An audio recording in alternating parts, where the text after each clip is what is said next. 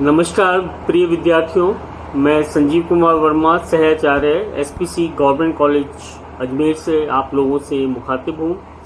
हम पिछली कक्षा में evolution and scope of the biogeography को लेकर आगे बढ़ रहे हैं और हम एमए फाइनल और बीए पार्ट सेकंड ऑनर्स के जो जैव भूगोल की कक्षाएं हैं उसी को आगे बढ़ाते हुए आज हम उसी टॉपिक का जो सब टॉपिक है उसके बारे में अध्ययन करेंगे कि क्या स्कोप है आपके बायोजियोग्राफी का और उसको हम किस तरह से अध्ययन क्षेत्र में शामिल करते हैं। जैव भूगोल का अध्ययन क्षेत्र बहुत व्यापक है। इसे मात्र सजीवों के वितरण तक सीमित नहीं समझना चाहिए। विस्तृत दृष्टिकोण से समस्त जीव मंडल ही इसका अध्ययन क्षेत्र में आता है।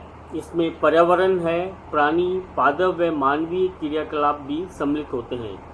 पर्यावरण के तत्व या कारक विभिन्न प्रकार से पौधों को प्रभावित करते हैं। जीवधारियों का वितरण भूपृष्ठ के लगभग सभी क्षेत्रों में पाया जाता है, किंतु पर्यावरण के तत्वों की भिन्नता के कारण जीवों में स्थानिक विभिन्नताएं पाई जाती हैं। जैव भूगोल में स्थानिक विभिन्नताओं के साथ ही अंतर संबंधों का अध्ययन भी किया जाता है। जैव भूगोल के अध्ययन क्षेत्र या विषय वस्तु या स्कोप की बात करें तो उसके विभिन्न जो पक्ष हैं वो इस प्रकार से हैं।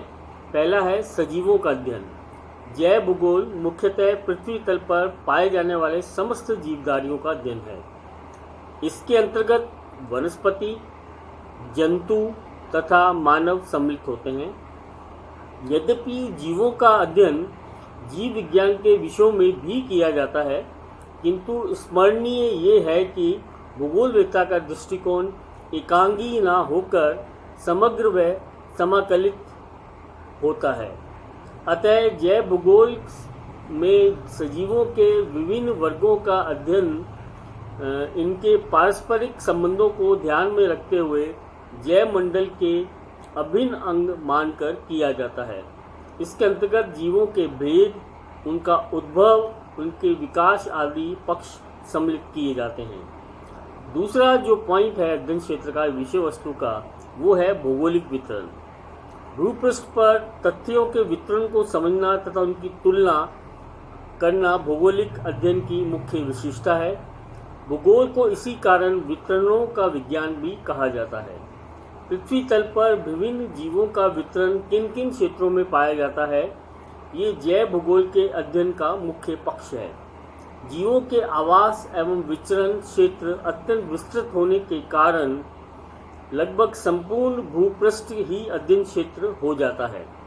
जीवों के वितरण के अध्ययन की पद्धति परिणात्मक, पर्यवेक्षणात्मक या विश्लेषणात्मक हो सकती है।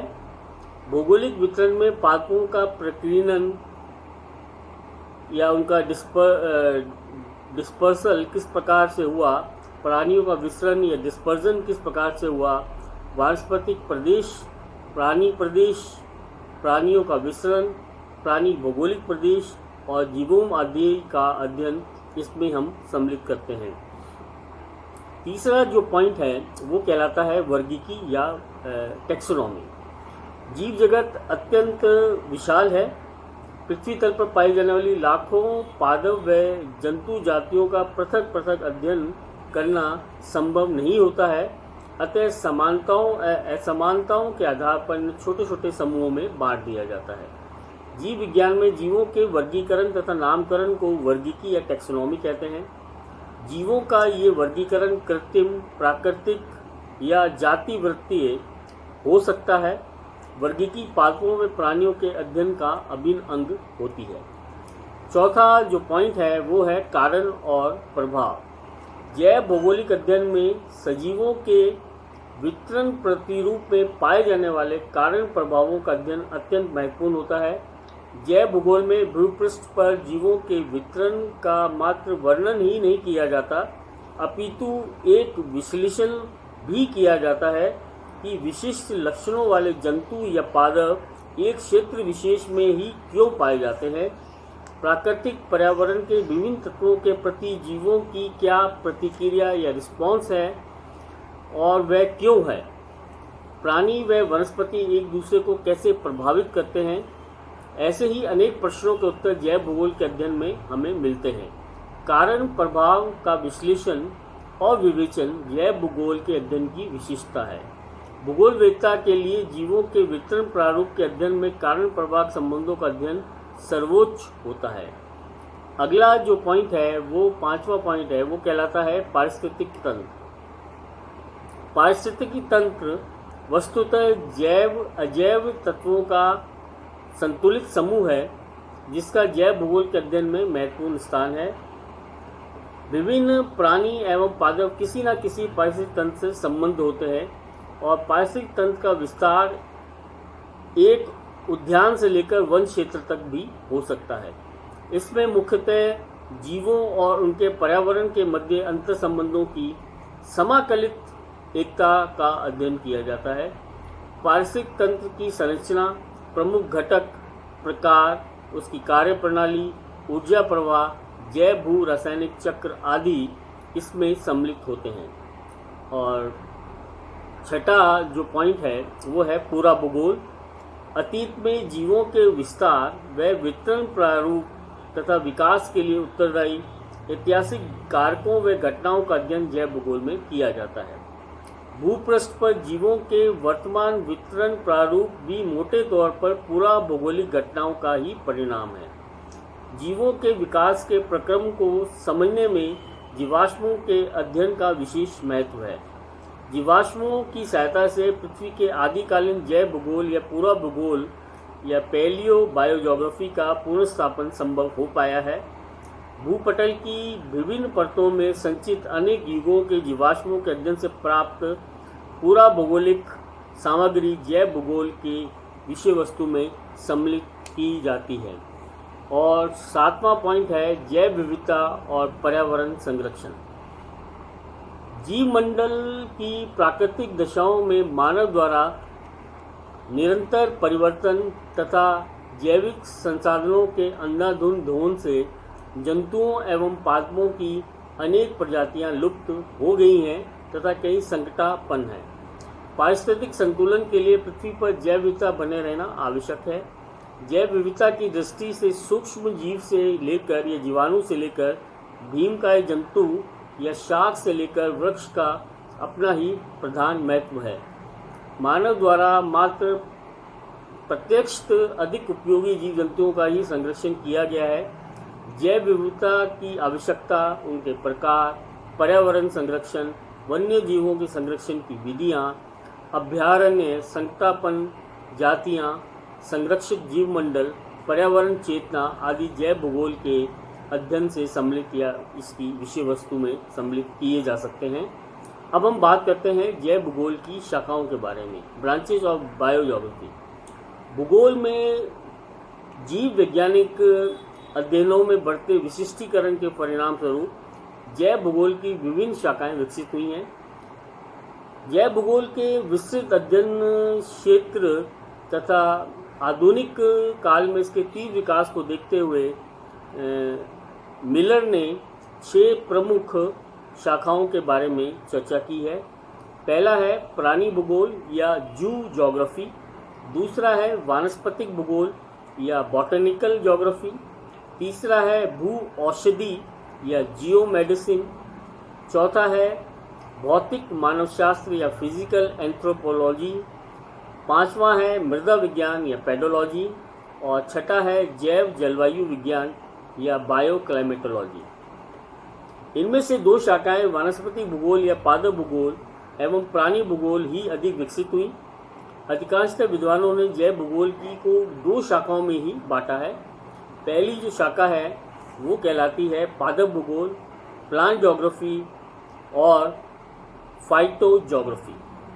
जैव भूगोल की इस शाखा में मुख्यतः भूपृष्ठ पर पादपों के वितरण प्रतिरूप तथा इसमें प्रभावित करने वाले भौगोलिक कारकों का अध्ययन किया जाता है। इसके अंतर्गत पादप समुदाय का वर्गीकरण, जैव विविधता, उत्पत्ति, विकास व पर्यावरण के साथ पारस्परिक संबंधों का अध्ययन सम्मिलित होता है। पादप भूगोल को वनस्पतिक भूगोल या बॉटनिकल ज्योग्राफी भी कहा गया है। वनस्पति वैज्ञानिकों की अपेक्षा जैव भूगोलवेत्ता पादप अध्ययन में पारिस्थितिक पक्ष पर अधिक ध्यान देते हैं। केन के अनुसार, SM केन जो एक वैज्ञानिक थे, उनके अनुसार मौलिक रूप से पादप भूगोल को भी 2 वर्गों में बांटा जा सकता है। पहला है स्टैटिक या वर्णनात्मक पादप भूगोल, स्टैटिक और डिस्क्रिप्टिव प्लांट ज्योग्राफी। वर्णनात्मक पादप भूगोल की विशेष सामग्री तथा संकल्पनाओं मुख्यतः अधिक विशिष्टीकृत विज्ञानों से ली गई है, किंतु संश्लेषण, सिंथेसिस या समाकलन, इंटीग्रेशन इसकी अपनी एक विशिष्ट विशेषता है। और दूसरा भाग जो है आपके पादप भूगोल का, वो कहलाता है व्याख्यात्मक पादप भूगोल या इंटरैक्टिव प्लांट ज्योग्राफी। व्याख्यात्मक पादप भूगोल अधिक संश्लिष्ट विज्ञान है, जिसमें मात्र आंकड़ों व तथ्यों के वर्णन के स्थान पर उसकी व्याख्या पर भी अधिक बल दिया जाता है। और दूसरा जो भाग मिलर महोदय ने जैव भूगोल को बांटा है, वो कहलाता है प्राणी भूगोल, जू ज्योग्राफी और एनिमल ज्योग्राफी। प्राणी भूगोल में भूपृष्ठ पर जल व स्थल में निवास करने वाले प्राणियों के जीवन, विकास, वर्गीकरण, वितरण, अनुकूलन, जैव विविधता एवं पर्यावरण के साथ साथ उसके संबंधों का भी अध्ययन इसमें किया जाता है। और लास्ट जो पॉइंट है evolution and scope of the biogeography का, वो है अध्ययन का उद्देश्य। अध्ययन हम क्यों करें बायोज्योग्राफी का, और ये क्या कारण है कि हम इसका अध्ययन अपने कोर्स या सिलेबस की किताबों में रखा गया है। तो उसके लिए हम बात करते हैं। जैव भूगोलवेत्ता प्राथमिक रूप से वनस्पति, प्राणी व भौगोलिक दशाओं के मध्य पाए जाने वाले अंतर संबंधों को समझने का प्रयास करता है, जिसमें तथ्यों का सामान्यीकरण भी सम्मिलित होता है। व्यक्तिगत रूप से किसी पादप या जंतु से उसका गौण संबंध होता है।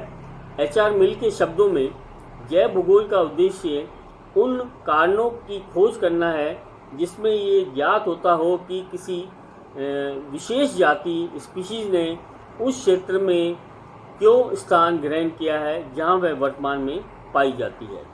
अर्थात जैव भूगोलवेत्ता के अध्ययन का उद्देश्य मात्र भूमंडल पर जीवों के वितरण तक सीमित न होकर वितरण प्रतिरूपों की व्याख्या करना भी है।